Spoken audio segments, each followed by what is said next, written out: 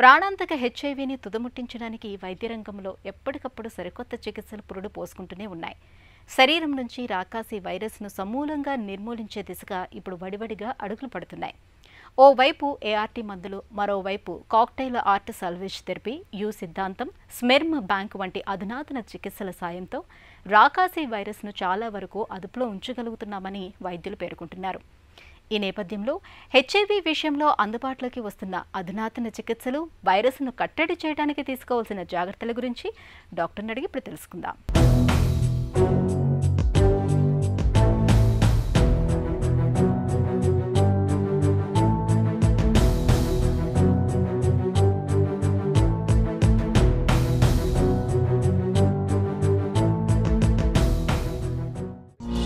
మన దేశంలో హెచ్ఐవీ కేసుల్లో పెరుగుదలకు కారణాలేంటి?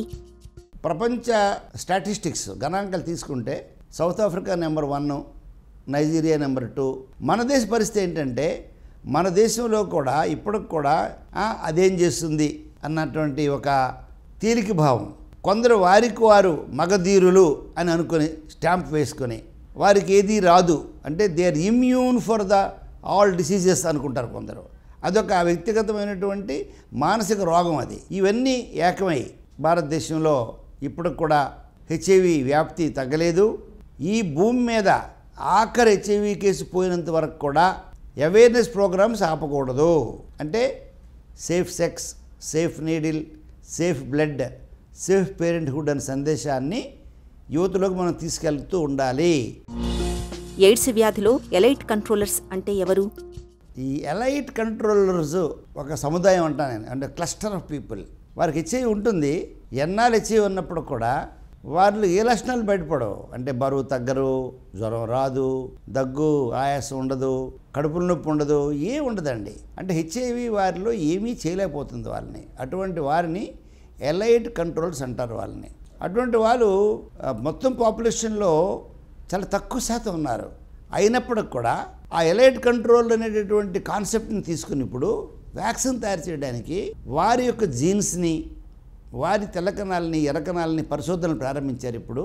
కాబట్టి మొత్తం పాపులేషన్లో ఎవరెవరైతే మందులు వాడకపోయినప్పటికీ, ఏఆర్టీ వాడకపోయినప్పటికీ, హెచ్ఐవి పాజిటివ్ అయినప్పటికీ, వారిలో ఏ లక్షణాలు లేకుండా ఆరోగ్యవంతులుగా ఉంటూ హెచ్ఐవి సిమ్టమ్స్ ఏమీ కనిపించకుండా హెచ్ఐవి పాజిటివ్ అయి కూడా అలాగే జీవితం సాగిస్తున్నటువంటి వారు తక్కువ మంది ఉన్నప్పుడు కూడా వారు ఉన్నట్లుగా గుర్తించడం అయింది. వారిని ఎలైట్ కంట్రోలర్స్ అంటారు వాళ్ళని.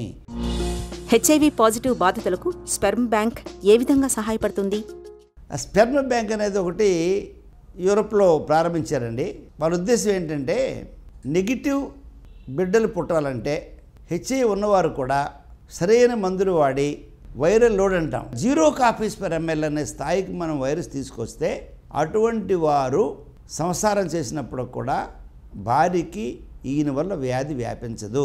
అటువంటి వ్యక్తులందరూ కూడా కలిసి స్పెర్మ్ బ్యాంక్ పెట్టి వారి స్పెర్మ్ అంతా డొనేట్ చేశారు. డొనేట్ చేసి వారు ఏమంటున్నారు, హెచ్ఐవి లేనటువంటి అన్డిటెక్టబుల్ లెవెల్లో ఉన్నటువంటి వారి యొక్క స్పెర్మ్ కాబట్టి ఇది ఎవరైనా స్త్రీలు ముందుకు వచ్చి ఈ స్పెర్మ్ తీసుకోవచ్చు, వారికి నెగిటివ్ పిల్లలు పుడతారని, తద్వారా హెచ్ఐవి మీద ఉన్నటువంటి ఈ స్టిగ్మా, వివక్ష, అంటే రక్తదానం లాగే ఈ స్పెర్మ్ కూడా దానం చేస్తున్నాం, ఇంక ఇది కూడా మామూలు జబ్బులాంటి జబ్బే, ఎవరో దీని పట్ల తక్కువగా చూడకండి ఆ రోగుల్ని అని సందేశం ఇవ్వడానికే ఈ స్పెర్మ్ బ్యాంక్ స్టార్ట్ చేశారండి. ఆస్ట్రేలియాలో బాగా ప్రాచుర్యం పొందిన యు సిద్ధాంతం గురించి వివరిస్తారా? U is equal to U అన్నారు. యు అంటే ఏంటంటే undetectable virus is equal to untransmissible. అంటే ఒక వ్యక్తిలో డిటెక్ట్ కానంత స్థాయికి వైరస్ వెళ్ళిపోతే అలా తగ్గించగలిగితే ఏఆర్టీ మందులు వాడి అటువంటి వారు సంసారంలో పాల్గొన్నప్పుడు కూడా ఆ జంట అంటే మేల్ టు మేల్ కానీ, మేల్ టు ఫిమేల్ కానీ అటువంటి వారికి కూడా వైరస్ వ్యాపించదు. ఈవేళ ఆస్ట్రేలియాలో 78% ఈ అన్డిటెక్టబుల్ అనేటటువంటి స్టేజ్కి వెళ్ళిపోయి తద్వారా అన్ట్రాన్స్మిసిబుల్ అన్న సిద్ధాంతానికి వారు కట్టుబడి ప్రపంచంలోనే మొట్టమొదటి దేశం 80% మంది పాపులేషన్లో వైరస్ అంటే HIV population, what I mean to say, HIV పాపులేషన్లో అసలు డిటెక్ట్ కాని స్థాయికి తీసుకెళ్ళిపోయారంటే గొప్ప ప్రగతి అండి అది. అది మనకేంటి సంకేతాలు చెబుతుందంటే ప్రపంచవ్యాప్తంగా ప్రతి దేశం కూడా ఆ హెచ్ఐవి పాపులేషన్లో అన్డిటెక్టబుల్ స్థాయికి వెళ్ళడానికి ప్రయత్నం చేస్తే, ఆ రకంగా మందులు ఇస్తే ప్రపంచం నుంచి పూర్తిగా మనం హెచ్ఐవిని తరిమి కొట్టవచ్చు. కాక్టైల్ ఆర్ట్ సాల్వేజ్ థెరపీ అంటే ఏంటి? అనేక రకాల వైద్యులు అనేక రకాల వ్యక్తిత్వాలతో హెచ్ఐవిని తెలియగానే హాస్పిటల్లో జాయిన్ చేసుకోకపోవడం, లేదా మధ్యలో వాళ్ళని డిశ్చార్జ్ చేసేయడము, లేదంటే చిన్న కాంప్లికేషన్ రాగానే వదిలేయడము, ఇవి జరుగుతూ ఉంటాయి. వారికి కాక్టైల్ థెరపీ అంటే అర్థం ఏంటంటే, మామూలుగా మేము ఈ హార్ట్ వాడుతాం. హార్ట్ అంటే highly active anti retroviral therapy. దీనిలో ఒకప్పుడు 2 మాలిక్యూల్స్ వాడేవారు చాలా మొదటి రోజుల్లో, ప్రిమిటివ్ స్టేజ్లో. బట్ ఈవేళ డెఫినెట్గా 3 మాలిక్యూల్స్ వాడతాము. అప్పుడప్పుడు 4 మాలిక్యూల్స్ 5 మాలిక్యూల్స్ కూడా వాడాలి. అదే కాక్టైల్ అంటే. సాల్వేజ్ థెరపీ అంటే ఏంటి? వారికి హెచ్ఐవితో పాటు ఉన్నటువంటి ఇతర వ్యాధులు, అంటే ఒక బూజు పట్టేసింది ఊపిరితిత్తుల్లో, న్యూమోనియా ఉంది ఊపిరితిత్తుల్లో, టీబీ ఉంది ఊపిరితిత్తుల్లో, బోన్ క్యాన్సర్ ఉంది, లేదా లుకిమియా ఉంది, వాటికి కూడా వైద్యం చేస్తాం. సో ఇటువంటి థెరపీనే సాల్వేజ్ థెరపీ అంటారండి. ఆ రకంగా చేసి మళ్ళీ వారికి పునర్జన్మించినటువంటి కేసులు 100 కేసుల్లో 70 దాకా ఉంటున్నాయి. కాబట్టి హెచ్ఐవి పాజిటివ్ ఉన్నవారు ఎవరు కూడా వేరే జబ్బులున్నా ఎటువంటి అశ్రద్ధ చేయకుండా ద లేటెస్ట్ మోడర్న్ ట్రీట్మెంట్ని తీసుకోవాలని నేను కోరుతున్నాను. హెచ్ఐవి ఫోబియా అంటే ఏంటి? దీని గురించి వివరిస్తారా?